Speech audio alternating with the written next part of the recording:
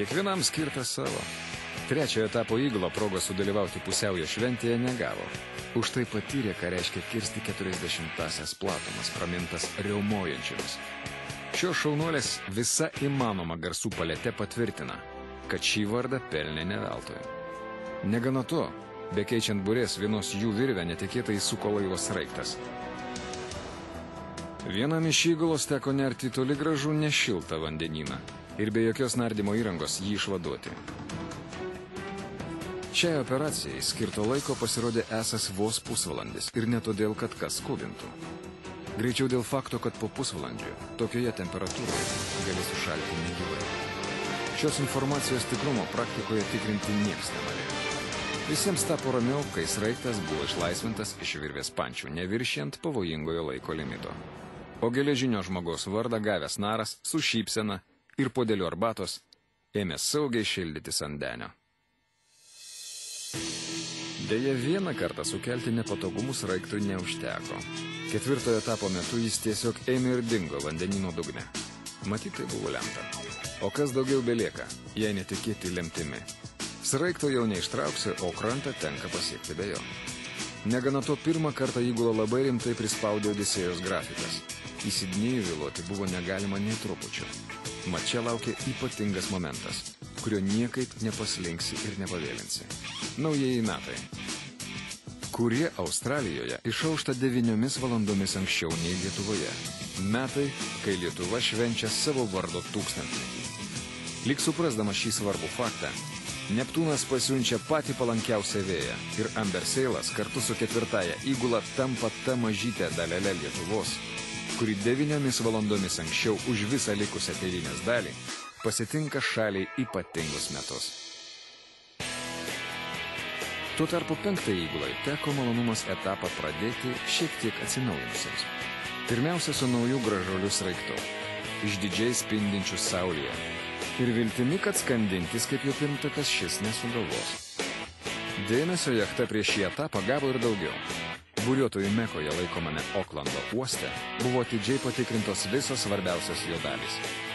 Bet tai visiškai negarantavo, kad šį kartą Neptūnas tvarkingo laivo pagailės ir gedimų pavyks išvengti. Kur tau? Problemų šį kartą kilo su Ričeriu. Galinga 100 kvadratinių metrų dydžio burė. Likimo ironija, į skotus jis suplyšo kaip tik tada, kai kylant vėjui įgula susiruošė jį pakeisti. Kaip įmanoma, kad ypatingo stiprumo audinys perplyšta lyg popierinė nusimenkė? Atsakymas. Kai aplink siaučia beveik 60 mazgų vėjas, o jachta didžiulė jėga sminga į bangą. Tai tampa visai nesudėtinga. Tokiomis aplinkybėmis laivagalis nučiuožė pavėjui, laivas gulasi ant šono ir sukasi prieš vėją. Ričerio apačia užkabina vandenį ir... Prašau jums suplyšusi nosinaitį. Problemos su burėmis tuo nesibaigė, tačiau visas išvardyti dabar jau netaip svarbu. Svarbiau, kad po ilgiausiai trukusio etapo, kurio metu įgula buvo tolimiausiame taške nuo Lietuvos, o nuo artimiausio kranto ją nekartą skyrė 5000 kilometrų, paskutinis išbandymas jai tapo didžiausiu atlygiu. Ir suprasti šį atlygį žemės gyventojui nėra taip paprasta. Nes tas atlygis įveikti Horno ragą, pavojingiausia buriavimui vietą pasaulyje, kur dėl nuolat susidurinčių ciklonų kyla ekstremaliausios sąlygos buriavimui. Tačiau buriuotojų Hornas tai vieta, kurią privalai įveikti. Tai principo reikalas. Ir 5-ai įgulai tai pavyko. Įveikti Horną jūrų valdovas leido ir 6-ai, kapitoniniai įgulai. Mažo to tai įvyko tuo metu, kai Lietuva šventė vasario 16-ąją. Todėl pasiekus patį Horno iškišulį, jame suplevėsavo milžinišką trispalvę. Jausmas neišpasakytai didingas, kai tiek svarių progų stoja greta, o tu jų draugijoje. Tiesa, netrukus Neptūnas nusprendė, kad mėgautis pakiliomis akimirkomis kapitonams užteks ir parodė visą savo rūstumą, pasiųsdamas visą puokštę galingų štormų. Tuo tarpu 7-oji įgula antrą kartą per Odisėją patyrė, ką reiškia žvėriškas pusiaujo karštis ir kokio skonio Atlanto vandenynas. Jis tikrai nepasaldėjo, netrupučio. Bet nuliai konstatuojantys faktą, kad pusiaujas kirstas, buriuotojus ir vėl nudžiugino. O ir Neptūnas, siųsdamas ciklonus ir audras, sumanė atsipūsti. Prie jachtos vairo stojus 8-ai, 9-ai ir 10-ai įguloms Jūrų dievas apsiriboja retkarčiais paplėšydamas burės ir periodiškai pašiaušdamas bangas. Įgulos stichijai džiugiai dėkojo, kad šie apsaugojo nuo rimtų techninių problemų laikinaisiais namais tapusi Amberseilą. Bet, kaip sakoma, negerk dienos be vakaro, o Neptūno be Odisėjos pabaigos.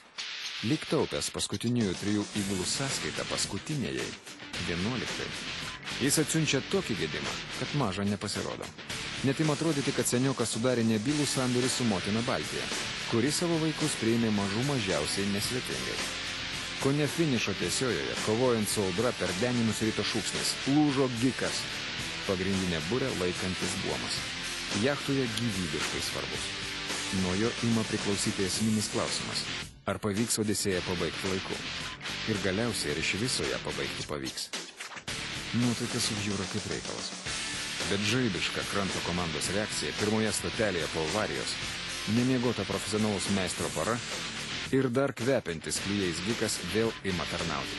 Visi akivaizdžiai lengviau atsikvėpė ir pasitikę palankų vėją šovė į priekį, vytis dėl remonto prarasto laiko.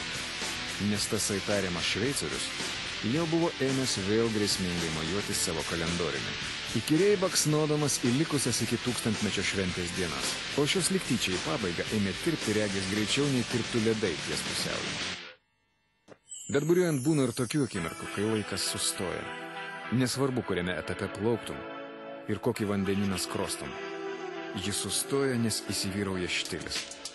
Anksčiau ir vėliau štilis ateina visada, kaip ir audra. Kai prasideda šilkinis buriavimas, aplink viskas nurimsta. Kartais negali pajusti nė menkiausio vėjo gūsio. Tokie momentai tobuliai susidėlioti mintims. Tai ramybė su nesibaigiančiu horizontu, su vandens platybėmis, kartais žydrų dangumi, kartais raudonų saulėlydžių. Retkarčiais su praplaukiančiais delfinais ar mėnesinių švytinčių planktonų. Kai viskas nurimsta, nejučiomis ėmė svarstyti, kas tu, kur tu plauki ir ką surasi ten nuplaukęs. Ne, savo vardo tu nepamiršai ir kad plauki pasaulio lietuvių pakviesti švęsti 1000-mečio nepamiršai. Bet tokiamis akimirkomis šie faktai įgyja kitas spalvas. Supranti savo atsakomybės svorį. Prisimeni, kad jachtoje guli pagarbiai supakuota prezidento vėliava. Ir supranti, kad tiems, kuriuos aplankysi, turi turėti ką pasakyti. Turi rasti žodžių juos įtikinti, jog 1000-metis ne šiaip skambus žodis. O mus vienijantis vienas vardas Lietuva ne vien oficialumas. Dar turi įtikinti pat save, kad rasi tuos, kuriems dabar renki žodžius. Kad tame krante tavęs lauks ne vienetai, o būriai, kuriems Lietuva vis dar svarbi, kurių jausmų dar neįveikia kasdienė rutina, kurie dar jaučia savo šaknis. Ir nesvarbu, ką būtum girdėjęs iš prieš tai buvusių įgulų apie susitikimus su lietuviais. Niekada negali žinoti, kaip tave priims tau paskirtam krante. Ir jau tikrai negali net nujausti, kad tai, dėl ko nuogastavai, galiausiai apsivers aukštyn kojom. Ne tik tu jiems kalbėsi apie Lietuvą, bet ir jie tau su tokia meile, kad momentais net pasijusi kaltas, kad tavoji iki to susitikimo buvo netokia stipri, kokia manėsi esant. Bet apie šiuos susitikimus šiek tiek vėliau.